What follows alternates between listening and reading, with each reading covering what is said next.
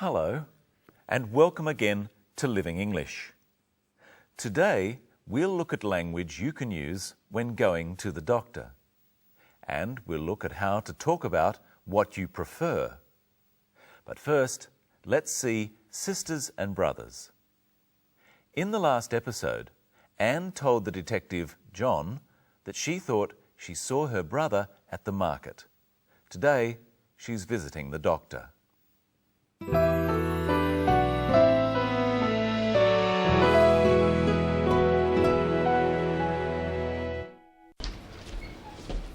Excuse me, I have an appointment to see Dr. Chang at 2:30. And your name? Lee, Anne Lee. Ms. Lee. Yes. Please take a seat. Doctor will see you soon. Thank you.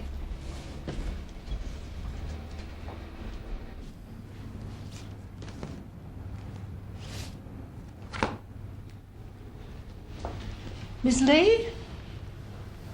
Doctor will see you now. Thank you. So, Ms. Lee, how can I help you? I've been getting some very bad headaches lately and I feel tense. When do you get them? Usually at night, but sometimes in the morning too. And have you been taking anything for them? No. You look tense. Are you working too hard? Not really. I'm over here from Singapore buying wines. But something's worrying you. Am I right? Yes. I'm worried about my brother. He's been missing for 2 years. No wonder you've been getting headaches. But just let me give you a checkup to make sure it's nothing else.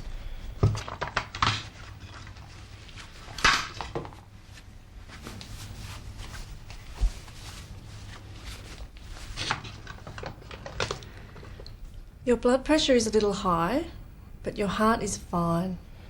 I'm sure it's the worry about your brother that's causing the headaches. What can I do? Try to relax and get some rest. Do you prefer Western or Chinese medicine? I prefer Chinese medicine. Here are some tablets. Take 2 3 times a day and try not to worry about your brother. I'm sure you'll find him soon. Thank you. I hope so. And let's hope that Anne feels better soon. When Anne arrives at the doctor's, she first talks to the receptionist. Let's look again at her conversation with the receptionist. Excuse me, I have an appointment to see Dr. Chang at 2:30. And your name? Lee, Anne Lee. Ms. Lee. Yes. Please take a seat. Doctor will see you soon. Thank you. Anne tells the receptionist who she has come to see and the time of the appointment. She says, I have an appointment to see Dr. Chang. Practice this phrase with Anne while we see the clip again.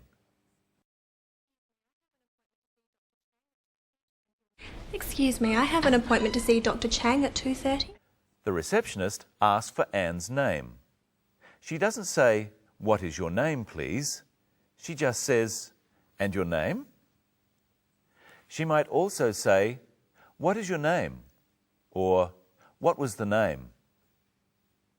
Then she asks Anne to take a seat while she waits. She means that she can sit down. Practice saying, please take a seat with the clip. Ms. Lee. Yes. Doctor will see you soon. Ms. Lee. Yes. Please take a seat. Doctor will see you soon. And finally, the receptionist says, Doctor will see you soon.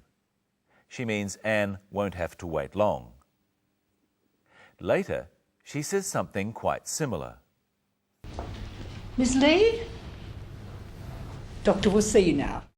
She means that Anne can go and see the doctor. Her wait is over. Let's look at the language the doctor uses to talk to Anne. So, Ms. Lee, how can I help you? Try saying, how can I help you with Dr. Chang? So, Ms. Lee. So, Ms. Lee, how can I help you? Now let's look at how Anne describes what is wrong with her. Listen. I've been getting some very bad headaches lately and I feel tense. Anne says she's been getting headaches. Headaches are a pain in the head.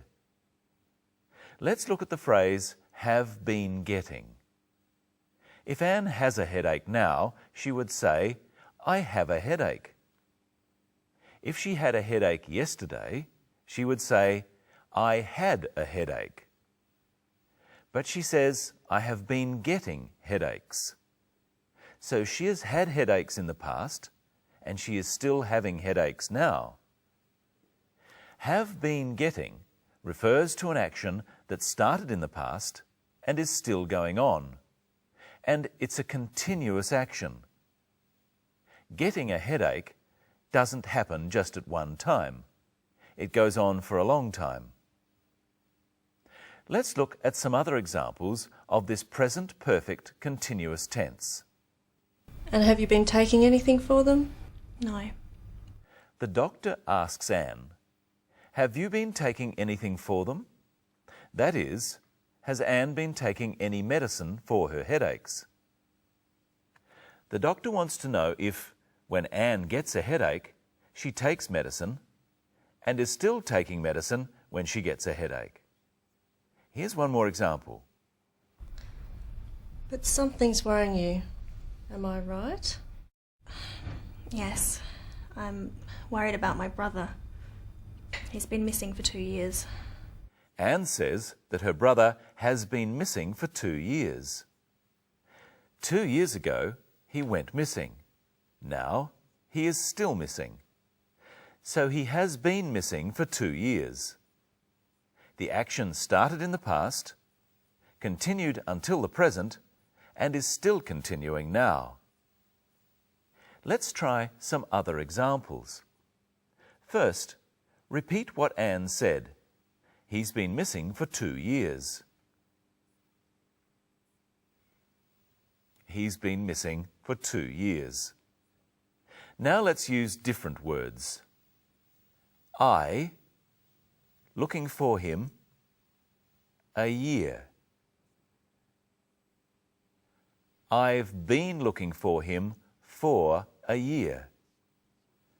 I, waiting, an hour. I've been waiting for an hour. She, studying, 3 years. She's been studying for 3 years.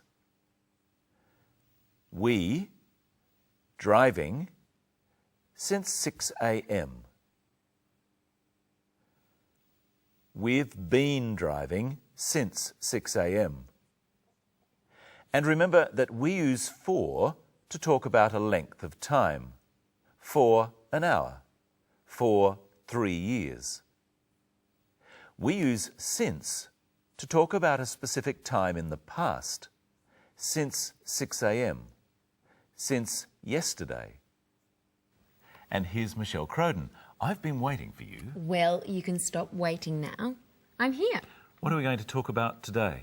About preferences and choice. First, let's look at a question Dr. Chang asks Anne. Try to relax and get some rest. Do you prefer Western or Chinese medicine? I prefer Chinese medicine. The doctor asks Anne whether she prefers Western or Chinese medicine. She is offering Anne a choice. She uses the word prefer. This means to like something more than something else. And she uses the word or to show that the choice is between two things. In her answer, Anne says which one she likes more. She says, I prefer Chinese medicine. Brenton, here are 2 pictures.